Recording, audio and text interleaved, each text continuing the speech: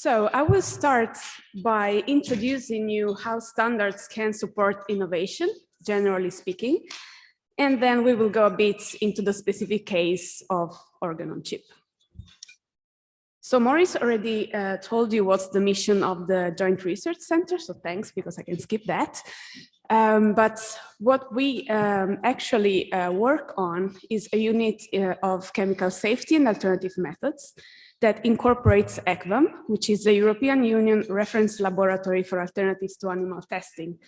And we are mandated by a directive to work in the research, validation, and promotion of non-animal models in science. And what do we mean by non-animal models? Well, you know that there are a bunch of those, starting from in vitro 2D cultures, 3D, organ on chip. We then also talked about omics and high throughput screening in the past session. And of course, let's not forget about computational and mathematical modeling. And I think that the integration of all those tools is really relevant.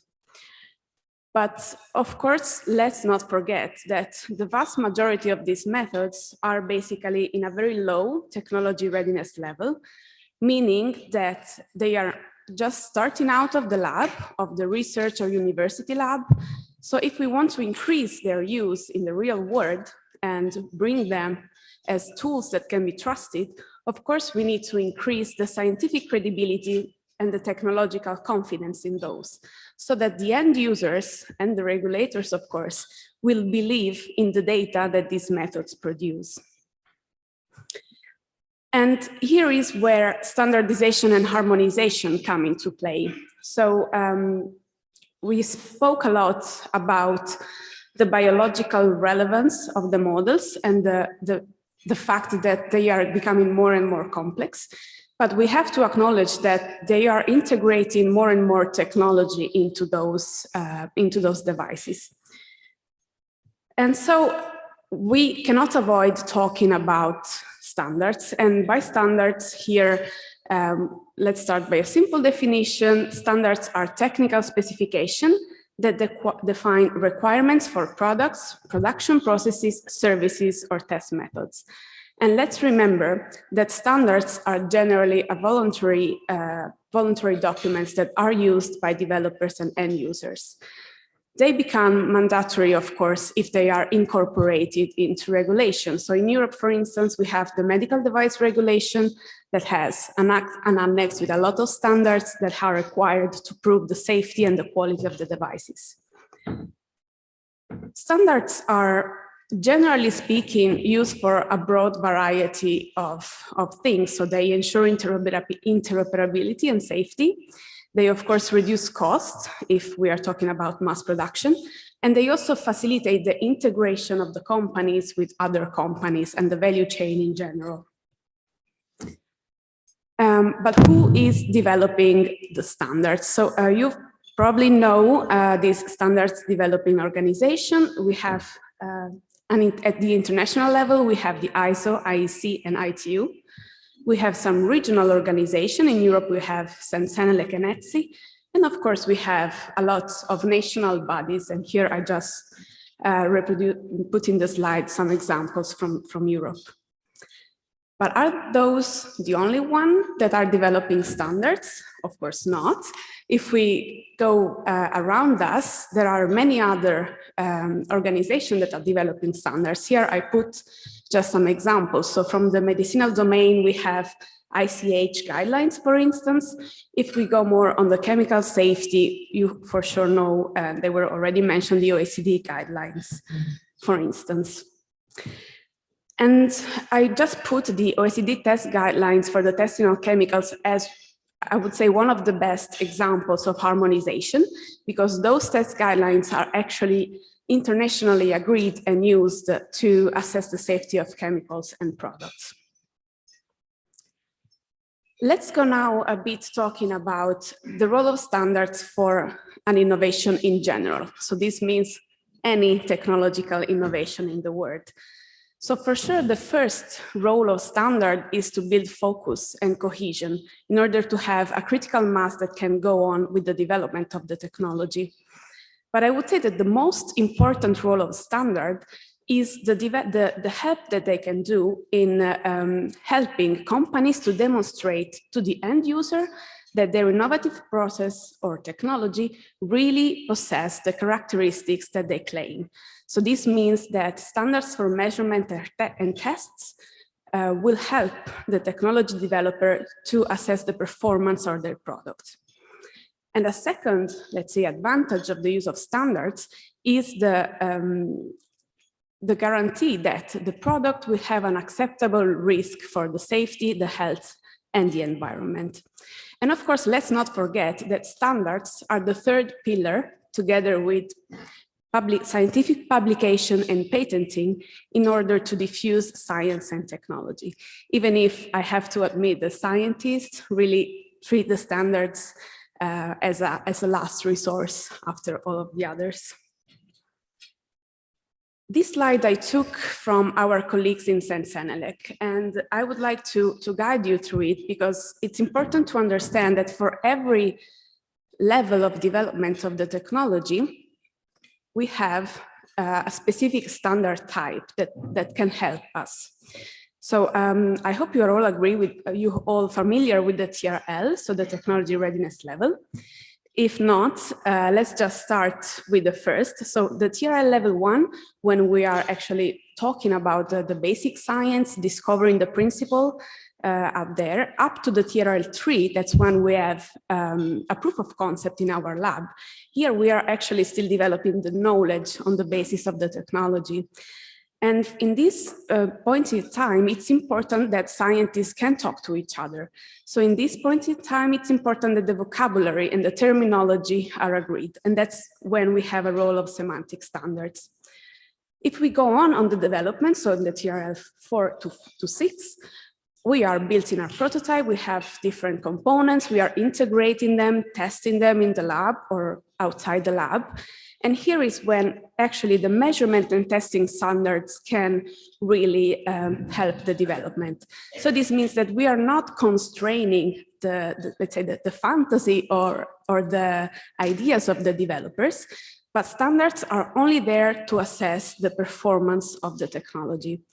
And finally, later on, of course, we have the interface standards that agree interoperability with the world around it.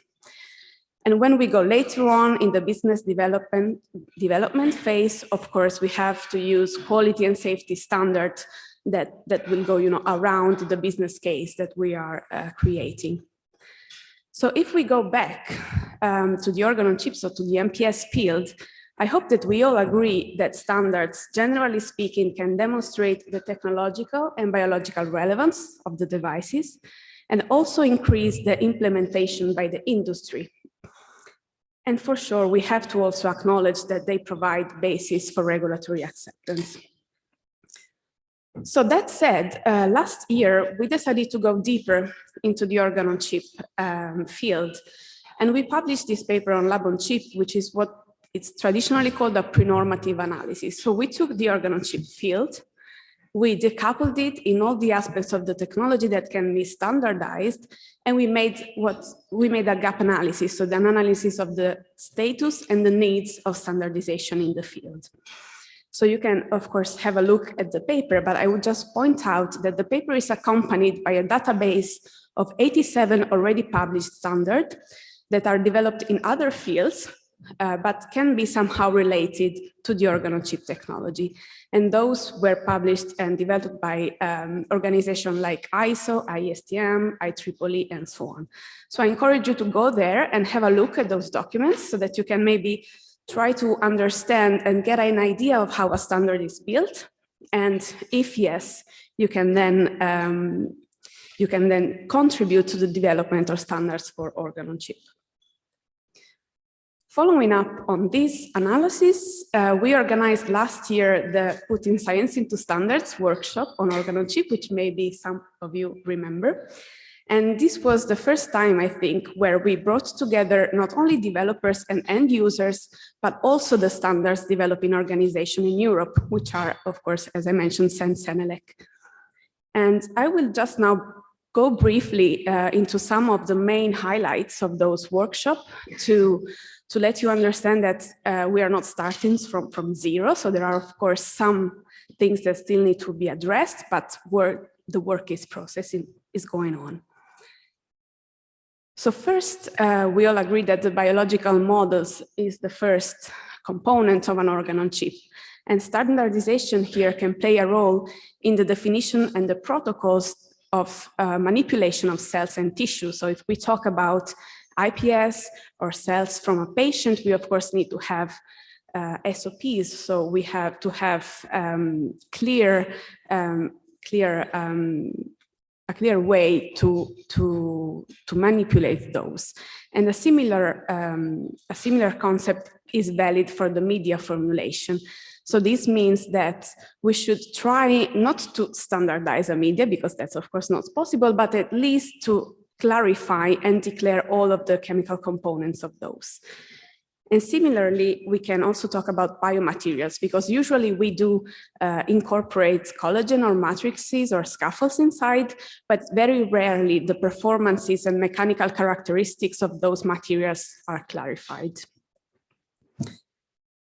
Then, of course, we would like our biological model to reproduce an organ, but what's the characterization data set that we have to have for each organ? So we need a list of biomarkers and other indicators of the activity of the organ.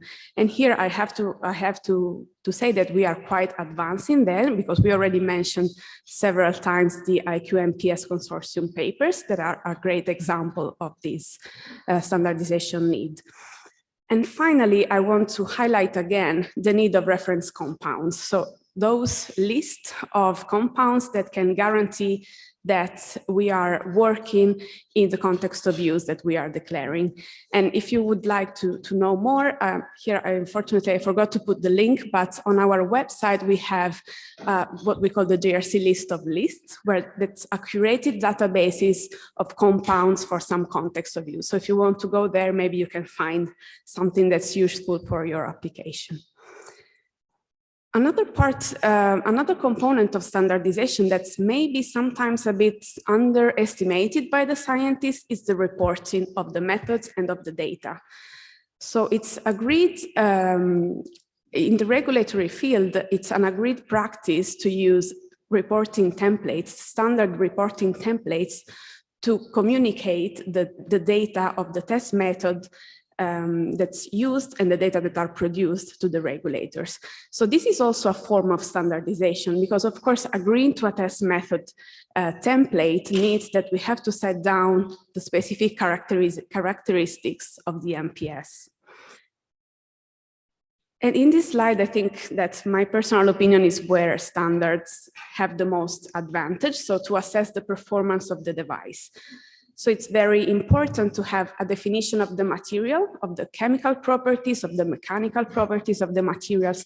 And all of these can, of course, be fulfilled by also a standard document that puts down some requirements. If we take, for example, the molecule adsorption, so we all know that this happens. We all know that we have to face it, but there should be a way that we can calculate it, estimate it, if we cannot at least avoid it. And of course, if we are integrated sensor inside our organ on chip, we need to have a proper calibration and sensitivity. And this is also something that in the standardization field is very, very usefully tackled. And I will not go into the fluid flow and microfluidic things, because you are going to listen to somebody more experienced than me. And finally, the usability. So in this field, it's very important when we want to transfer a technology to another end user, to make this end user able to use it easily. So if we work with standards to ensure the compatibility with laboratory equipment, but also with organ on chip of different solutions, we can, of course, increase the reproducibility of the data that are produced. So if you want to know more about the outcome of those workshops, you can, of course, go here into these two publications that came out last year. I would just like to finish up and pass the words to the next speaker by saying that the main outcome of this workshop was probably the fact that Sensenelec decided to establish an organ-on-chip focus group, which is actually the first time when they will like to start formal activity in standardization in the field.